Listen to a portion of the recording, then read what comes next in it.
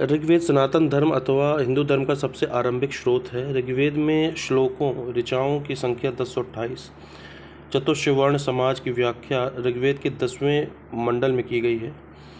चतुष्वर्ण समाज की व्याख्या ऋग्वेद के 10वें मंडल में की गई है। यह वर्णित मंडल पुरुष सूक्त है। यह एक प्रकृतिवादी, बहुदेववादी, प्राकृतिक दृग्विषय को साकार करने वाले अनेक देवताओं में आस्था को दर्शाता है। इसमें देवताओं को मनुष्यों के समान शारीरिक रूप में कल्पित किया गया है। ऋग्वेद में इंद्र के लिए 250, अग्नि के लिए 200 श्लोकों की रचना की गई है। ऋग्वैदिक काल का धार्मिक जीवन यज्ञ एवं बलि पर आधारित था। यज्ञ का संचालन पुरोहित द्वारा यज्ञमानों के धन धान्य की प्राप्ति के लिए किया जाता था। वे यजमानों के घर पर ही पुरोहितों द्वारा संपन्न किया जाता था। इस तरह वैदिक धर्म अलौकिकतावादी था, जो प्रार्थनाओं में अभिव्यक्त होता था। अतः इस काल तक मंदिरों का उद्भव नहीं हुआ था।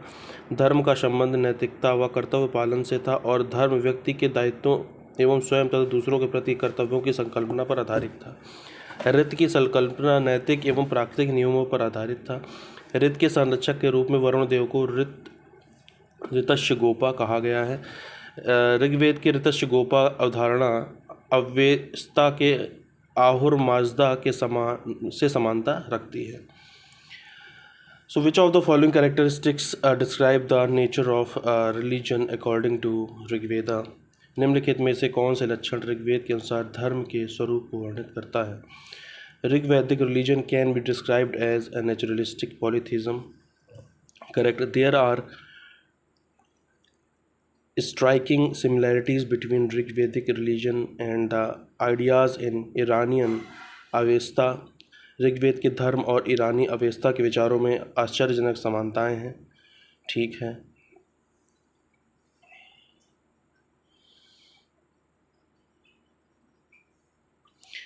Vedic sacrifices were two kinds, those conducted by householder and those that required ritual specialists.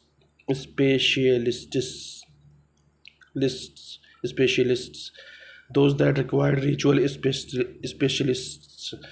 वैदिक यज्ञ दो प्रकार के थे, वे जो गृहस्थ द्वारा किए जाते थे और वे जिनके लिए कर्म कांड के विशेषज्ञों की आवश्यकता होती थी।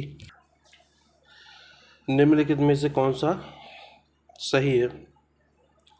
तो जैसे कह सकते हैं deities were worshipped through THROUGH prayers and sacrificial rituals. ठीक है। The gods are presented as powerful who could be made to intervene in the world of men via the performance of sacrifices. देवताओं को शक्तिशाली रूप में निरूपित किया गया है, जिन्हें यज्ञ अनुष्ठानों के माध्यम से मनुष्य के संसार में हस्तक्षेप हेतु प्रेरित किया जा सकता है। यह मंदिरों में संपन्न किए जाते थे। The sacrifices were performed in the temples. The Dharma and Rita depict a central idea of ancient Vedic civilization of India. In this context, consider the following statements. धर्म तथा रीत भारत की प्राचीन वैदिक सभ्यता के एक केंद्रीय विचार को चित्रित करते हैं। इस संदर्भ में कथनों पर विचार कीजिए। तो जैसे दोनों कथन सही हैं यहाँ पे। Dharma was a conception of obligations and of the discharge of one's duties to oneself and to others. धर्म व्यक्ति के दायित्वों एवं स्वयं तथा दूसरों के प्रति व्यक्तिगत कर्तव्यों की संकल्पना था। rit was the fundamental moral law governing the functioning of universe and all it content. ऋत मूलभूत नैतिक विधान था जो तो सृष्टि और उसमें अंतर्निहित सारे तत्वों के क्रियाकलापों को संचालित करता था। About which of the following deity TZERE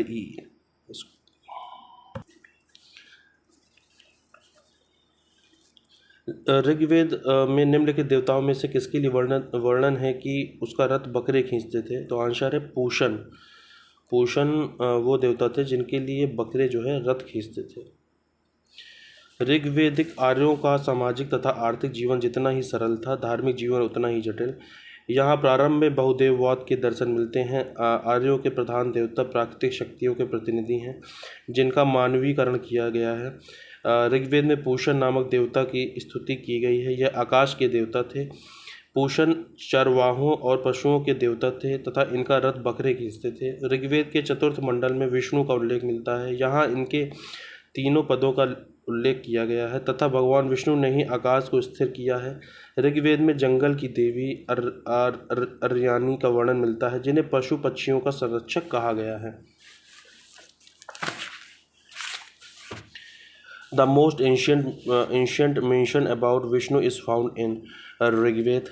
The early mention about goddess of forest Devi Aranyani is in ऋक संहिता में। RIK ऋक संहिता।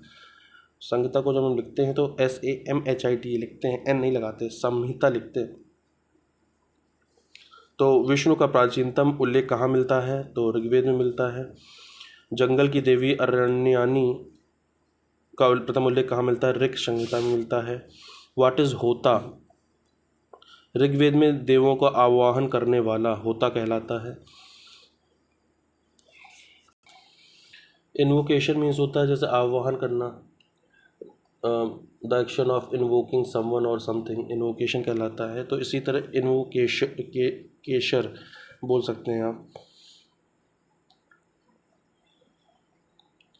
देवताओं का जो है आवाहन करने वाला होता कहलाता है। इन्वोकेशर ऑफ गॉड्स और इन ऋग्वेदा होता ऋग्वेद में देवों का आवाहन करने वाला था। उद्गाता क्या था? जो मधुर स्वर में मंत्र का गान करता था। यह सामवेद से संबंधित था। उद्गाता जो था वो सामवेद से संबंधित था। होता ऋग्वेद से संबंधित है। अध्वर्यु आधा आदा व आयु में ऊपर आकार है। अध्वर्यु जो यज्ञ के विविध अंगों का सविधि संपादन करता था, यह यजुर्वेद से संबंधित होता था। ब्रह्मा जो संपूर्ण अनुष्ठान का विधिवत निरीक्षण करता था। ब्रह्मा क्या था? जो संपूर्ण यज्ञ अनुष्ठान का विधिवत निरीक्षण करता था। इसका संबंध अथर्ववेद से था। किसका? ब्रह्मा का। ऋग्वेद का लोकप्रिय मंत्र गायत्री मंत्र है जो ऋग्वेद के तृतीय मंडल में है। ऋग्वेद का लोकप्रिय मंत्र गायत्री मंत्र है जो ऋग्वेद के तृतीय मंडल में है। इसके रचयिता ऋषि विश्वामित्र हैं। यह मंत्र सविता या सावित्री देवता को समर्पित है। सविता देव को सूर्य के चमकते रूप में ऋग्वेद में वर्णित किया गया है। सविता देव को मतलब सविता भगवान को सूर्य के चमकते रूप में ऋग्वेद में वर्णित किया गया है। तो यहाँ पे 2-3 बातें क्लियर कर लेते हैं। होता की बात करें तो ये देवों का आह्वान करने वाला है, ऋग्वेद में संबंधित है। अगर सामवेद में है तो वहाँ उद्गाता है जो कि मंत्र गा रहा है। अब अध्वर्यु है जो यजुर्वेद से संबंधित है और यज्ञ के विभिन्न अनुष्ठानों का जो संपादन करा रहा है सारी विधियों का। और ब्रह्मा का कहला रहा है जो यज्ञानुष्ठान का विधिवत निरीक्षण करता है, वो ब्रह्मा कहला रहा है। ये भी आपका यजुर्वेद से संबंधित है। यजुर्वेद से नहीं, इसका संबंध जो है ब्रह्मा का जो संबंध है वो अथर्ववेद से है। अथर्ववेद से ब्रह्मा जो है उसका संबंध है अथर्ववेद से है। आई रिपीट वंस अगेन, होता ऋग्वेद से संबंधित है।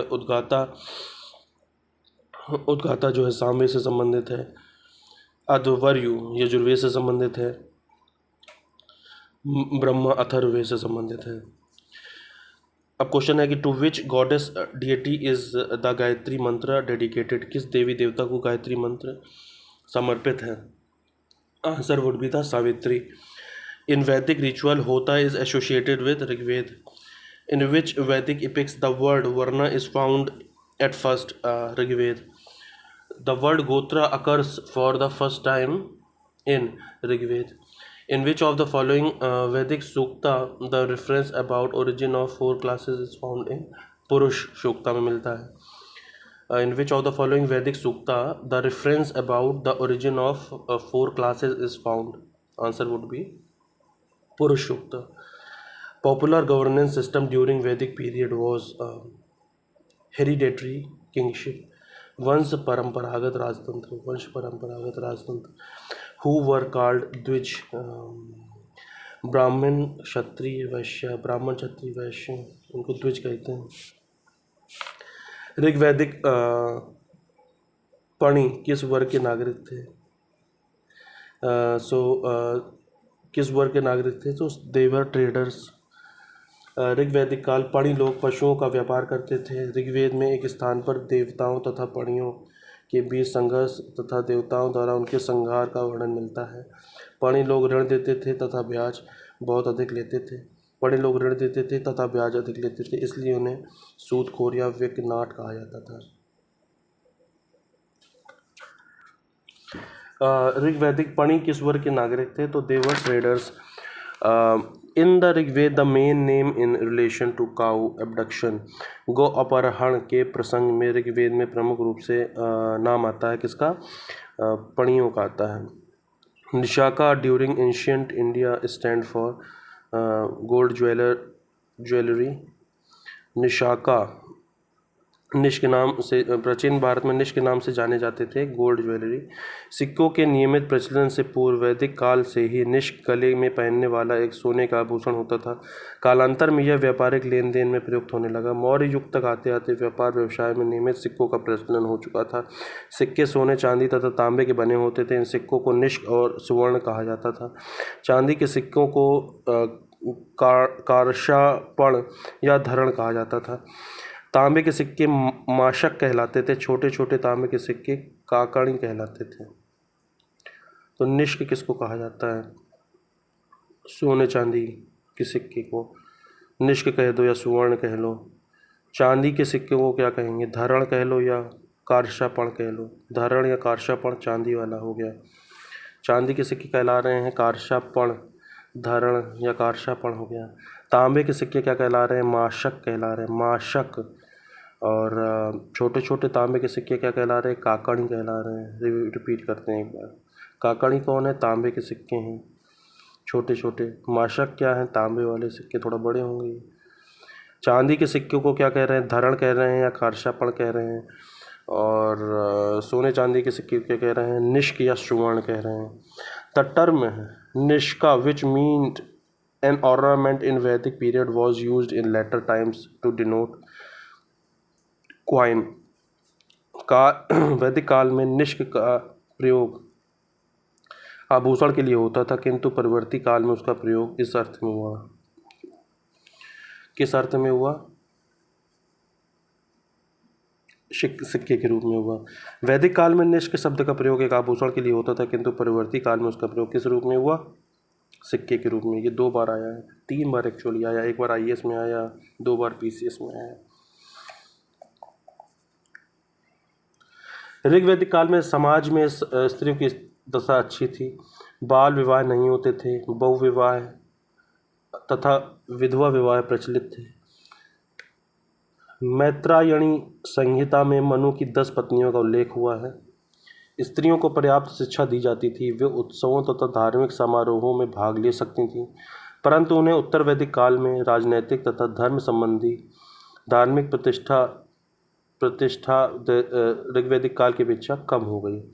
उत्तर वैदिक काल में स्त्रियों की राजनैतिक, धर्म संबंधी या धार्मिक प्रतिष्ठा ऋग्वैदिक काल की अपेक्षा कम हो गई। वैदिक काल में ग्राम का मुखिया कौन था? ग्रामिणी कहते थे उसको, GRAMANI।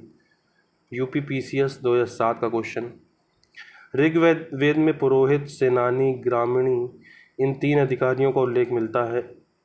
इसमें से पुरोहित राजा के साथ युद्ध भूमि में जाता था। इसमें से पुरोहित जो था वो राजा के साथ युद्ध भूमि में जाता था। सेनानी सबसे प्रमुख पदाधिकारी था तथा युद्ध के अवसर पर राजा के आदेशानुसार युद्ध में कार्य करता था। ग्रामीणी ग्राम का मुखिया तथा प्रशासनिक तथा सैनिक कार्यों के लिए ग्राम का नेता होता था।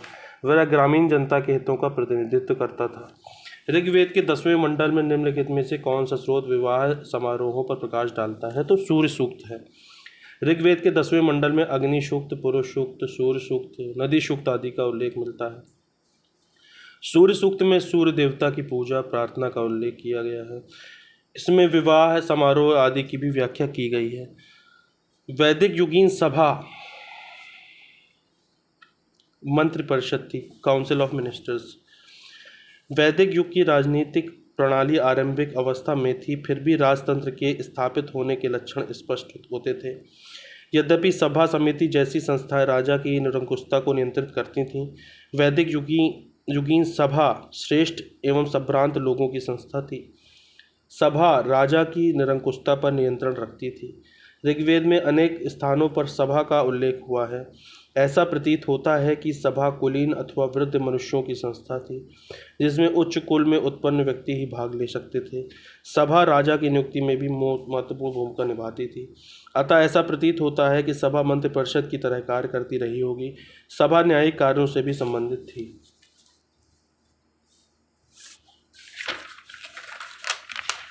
क्वेश्चन है कि Rigvedic tribal assembly associated with judicial function was Sabha. Answer है ऋग्वैदिक जनसभा जो न्यायिक कार्यों से संबंधित थी, सभा। ऋग्वेद में उल्लिखित प्रसिद्ध 10 राजाओं का युद्ध किस नदी के किनारे लड़ा गया था? So answer would B Parushni नदी के किनारे। ऋग्वेद में उल्लिखित प्रसिद्ध 10 राजाओं का युद्ध ऋग्वेद में उल्लिखित प्रसिद्ध 10 राजाओं का युद्ध दाश राज युद्ध यानी परुष्णी यानी रावी नदी के तट पर लड़ा गया था। तो आंसर होगा परुष्णी नदी। इस युद्ध में भरतों के राजा सुदास ने, जिसके पुरोहित वशिष्ठ ऋषि थे, 10 राजाओं के संघ को पराजित किया। इस संघ के पुरोहित विश्वामित्र ऋषि थे। इस युद्ध का उल्लेख 7वें मंडल में है। 10 राजाओं के संघ में 5 आर्यजन पुरु, यदु, अनु, तुवर्स, द्रुह एवं द्रुह थे तथा शेष 5 अनार्य जनों में 5 लघु जातियां अनिल, पक्त, भालानस, शिव, विषाणिन के राजा सम्मिलित थे।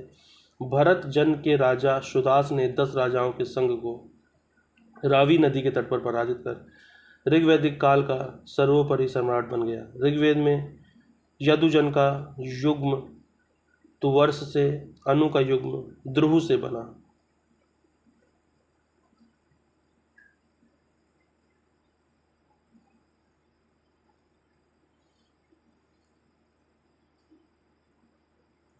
Name the tribe which does not belong to the Panchajana of Rigvedic Aryan. उस जनजाति का नाम बताइए जो ऋग्वैदिक आर्यों के पंचजन से संबंधित नहीं है। तो answer is Kikata. In Rigveda Vashishtha is presented as whose priest. Rigveda में वशिष्ठ को किसके पुरोहित के रूप में प्रस्तुत किया गया है? तो भरतों के जो है वशिष्ठ जो है भारतों यानी भारत के पुरोहित के रूप में है। ऋग्वेद में यदुजन का अधिकतर किसके साथ युग्म बना है? तो तुवर्सु है, इसमें तुवर्सु है। सुदास किस वंश का था? भरत वंश का था।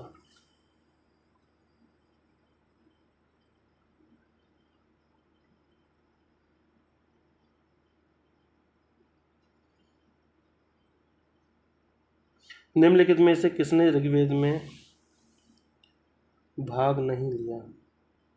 अच्छा, भाग गंधारी ने नहीं लिया था। किसने भाग लिया था? तित्सु ने, विषाणिन ने, पक्त ने। ऋग्वेद में उल्लिखित यव शब्द किस कृषि उत्पाद हेतु प्रयुक्त किया गया है? तो जौ के लिए किया गया है।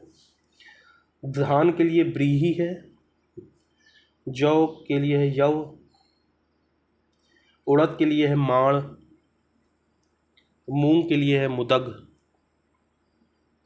गेहूं के लिए है गोधुम। ऋग्वैदिक काल में प्रारंभ में किससे महत्वपूर्ण समझा जाता था? गाय को समझा जाता था। किस जानवर को अघन्या माना गया है? तो काऊ को माना गया अघन्या। मुख्य साधन क्या है लोगों का? तो कृषि है।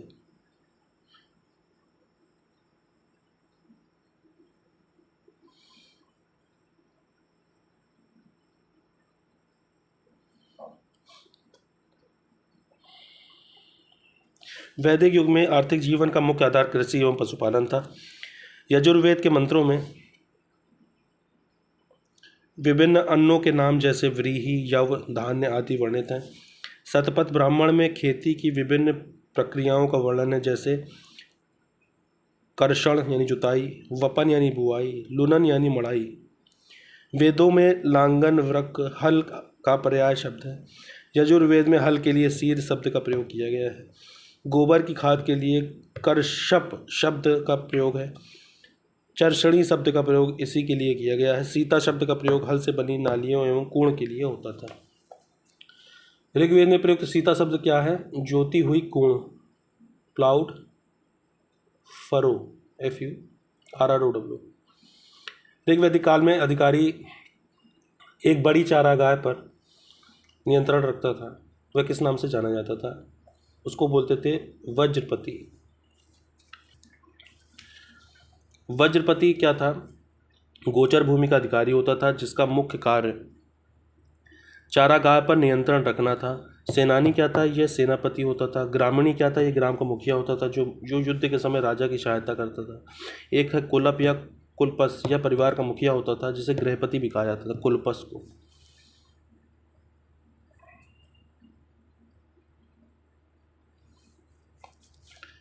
अब याद करते हैं। निष्क, हिरण्य पिंड तथा शतमान का उल्लेख वैदिक साहित्य में होता है।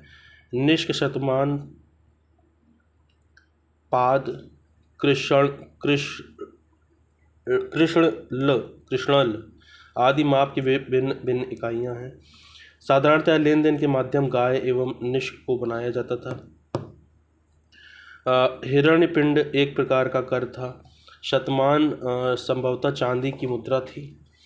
कार्षापण का उल्लेख सर्वप्रथम सूत्र साहित्य पाणिनि की अष्टाध्यायी में मिलता है।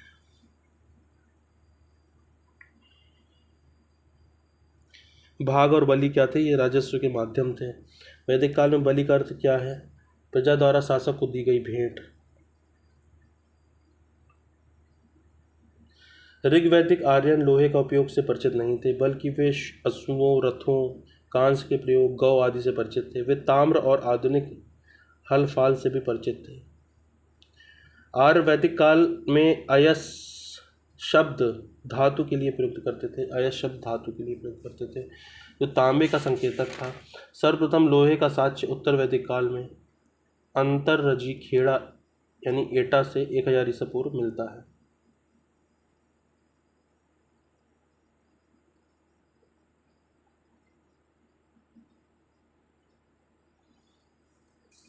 आर्यजन मतलब लोहे से परिचित नहीं थे।